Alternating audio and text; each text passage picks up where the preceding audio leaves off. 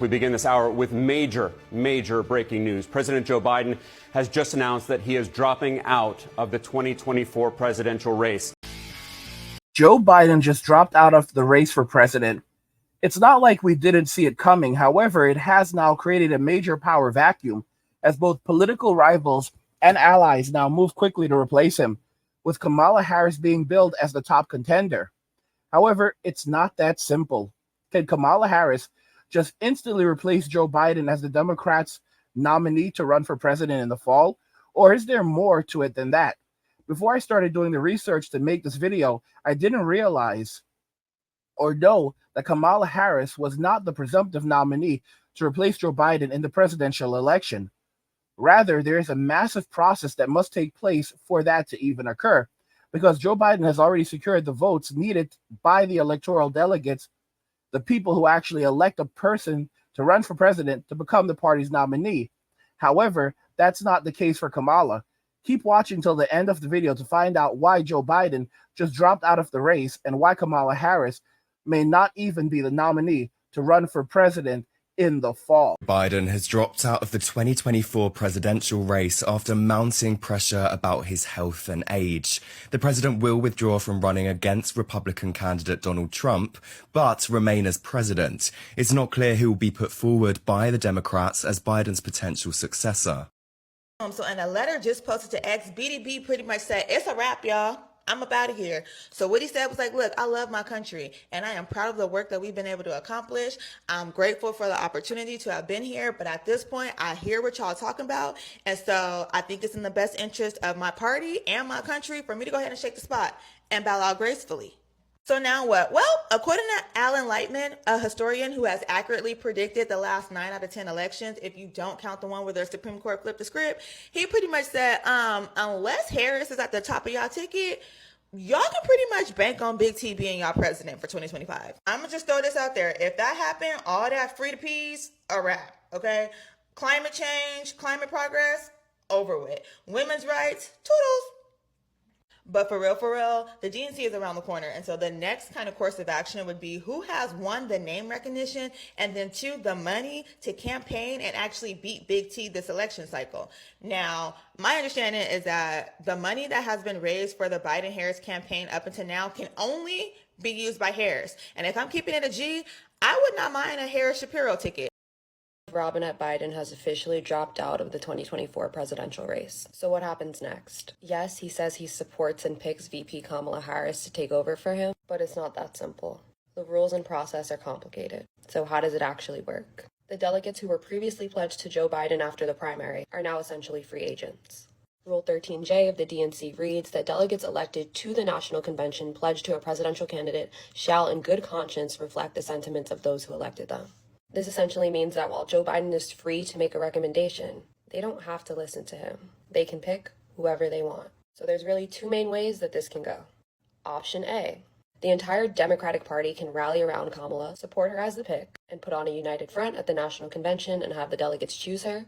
Or option B, this would be like Wild Wild West territory. The Democrats could have a completely open and contested convention, which essentially would function as a mini primary. Contenders and people would be running around attempting to persuade delegates to put them at the top of the ticket, which some leaders like Nancy Pelosi have suggested is the way to go.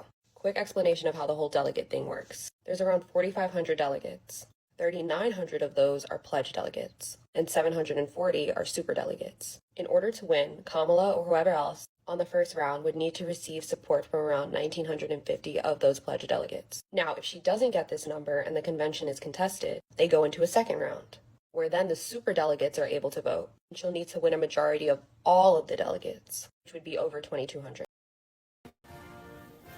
Well. I knew this day would come. I knew it would come, and I felt it in my ovaries. And I'll tell you something. I didn't think that sticking all those needles in that Biden doll would help, but here I am. We're gonna have so much fun. Guys, it is going to be a very, very interesting fall because Joe Biden is now out and Kamala was the presumptive person that you would think would take up the mantle, but it's not that simple. So for based on what I understand, the money that has been raised directly so far by the Biden campaign, only Kamala could actually access it. It costs a lot of money to run for president, and they have a war chest to do marketing and so forth of over $200 million. But that money can only be used for the Joe Biden Kamala ticket. In other words, only Kamala could access those funds and use them to pay for ads on television and on social media and to cover the cost of campaigning. And it costs a lot of money to campaign, to organize a rally, to have security, to hire people. This stuff just doesn't just come out of nowhere. Has to pay for staffers. All of these people are university graduates that typically have years and years of experience. These people are all making hundreds of thousands of dollars sometimes, working on these campaigns. There's a lot of money to that's made running a campaign. These are professionals. Like, politics is big business, and these people want their money, so they're not going to do it just for the good of their country. They have bills to pay. All right, they have bills to pay. So the only way that those funds that have been raised for Joe Biden can be used by anyone, at least for during this presidential election, if you were to wait 4 more years, and the next candidate in 4 years, that money could be rolled into, I believe, like a super PAC, and then it could be used in the next presidential election by the next person. But in this presidential election, because Kamala Harris's name is on the ticket, she would be able to access those funds, even though Joe Biden is stepping down, and she would be able to use those funds to do the marketing, to pay for rallies, to pay for a manager, and a variety of other things. Another very important thing is the people that are working for Joe Biden. So, his the leader person running his campaign. That doesn't necessarily mean that she would be using the exact same people. In fact, the people that are currently working for Joe Biden for his reelection, they may not even want to work for Kamala Harris. It's an insane situation. Like, this was a very shocking, stunning, and stop. This was a very shocking turn of events where we just heard finally Joe is stepping down. It's like we saw it coming, but it just came out of nowhere after he denied that he was going to be stepping down for so long and said for days that he was not going to be doing it. Now the whole thing where he's, currently separating himself because he's been diagnosed with COVID again. He got off this plane and he was after the diagnosis, and he was just waving to people that weren't there at the airport. The Secret Service was there. He was just waving to no one there. And it just looks like his mind is going. Even the notion of him sticking in to the fall and, as a remaining president until next year, at the very least, it looks questionable. So he's pretty much done. He's done at this point. He will not be here in 4 years. He's so what happens now? Because I don't think he's going to be able to step back and say, nah, I changed my mind. I'm actually going to do it. You never know. You never know. But short of that happening, he won't be president come next year. But the condition that he's in right now with cognitive decline, I would not be surprised if he stepped down from president. He's evidently said that he's going to remain president until the end of his term, but he doesn't really look like it. And also, I think there might be pressure. I think he might end up being pressured to step down entirely and allow Kamala to take over the remainder of his presidency, as it would make her a better contender to go up against Donald Trump in the fall. It looks better when a current president is going up against someone else. Usually it's not a former president, but it looks usually, it puts them in a better position where people are more likely to vote for the person that they know versus the person that they don't. And even though Kamala would only be president for a couple of months prior to the presidential election, I do think that it would give her at least a stronger standing. But as of right now, her even being the presidential nominee is extremely questionable. And there you have your answer. The delegates that had sworn to nominate Joe Biden as Democratic nominee to run against Donald Trump in the fall will not automatically transfer their votes to Kamala Harris. Instead, they will all become free agents that can choose whomever they like to nominate for the position of being the nominee in the fall to run against Donald Trump. And we can be sure that it's all going to involve a lot of different people. It's going to involve all the different possible candidates. They're going to be fighting tooth and nail to get those votes so that they can become the nominee. So it's going to be a red ocean, bro. It's going to be a red ocean.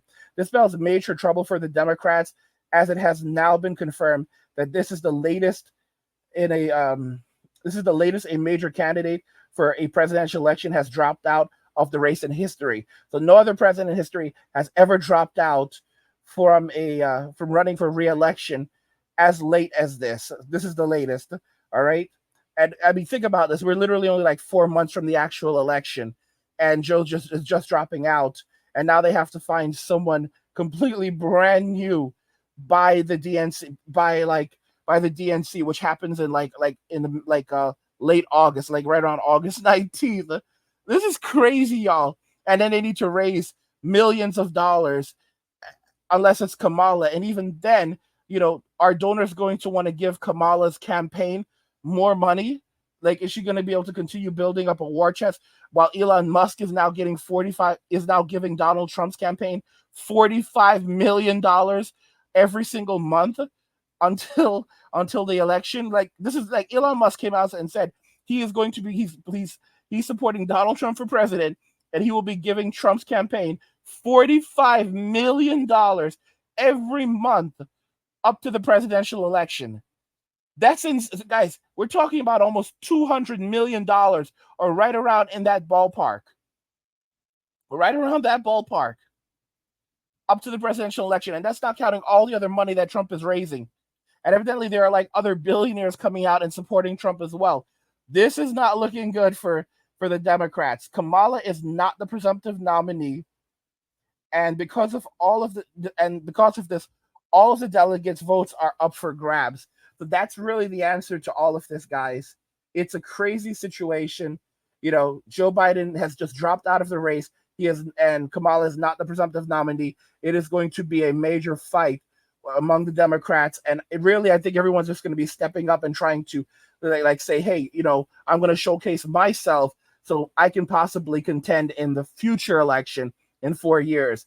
Even the person who has predicted every presidential election correctly, evidently, supposedly, for like the last 5 or 6 presidents, is saying that Big T, if Kamala is not if she doesn't get the votes and is the Democratic nominee for president, then there's literally no chance that anyone else will beat Trump in the fall. But let me know what you guys think regarding this.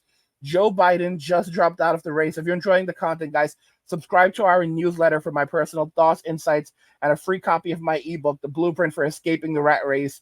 Click the link in the description to get your free copy and to subscribe to the newsletter.